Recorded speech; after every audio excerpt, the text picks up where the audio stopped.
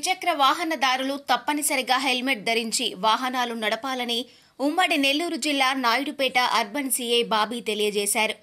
నాయుడుపేట పట్టణంలోని మల్లంకూడలి జాతీయ రహదారిపై వాహనదారులకు హెల్మెట్ వినియోగంపై అవగాహన కార్యక్రమాన్ని నిర్వహించారు. ఈ సందర్భంగా సీఐ బాబీ మాట్లాడుతూ ప్రమాదాలలో అధిక శాతం మంది తలకు గాయాలై మృత్యువాత పడుతుంటారని, ఈ క్రమంలో ద్విచక్ర వాహనదారులు హెల్మెట్ ధరించడం వల్ల ప్రమాదాలు సంభవించినప్పుడు ప్రాణాపాయం నుంచి తప్పించుకోవచ్చునన్నారు.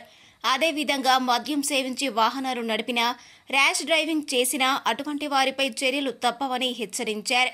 అనంతరం ట్రాఫిక్ నిబంధనలు పాటించకుండా వాహన పత్రాలు, లైసెన్సులు లేని వాహనదారులకు జరిమానాలు విధించారు.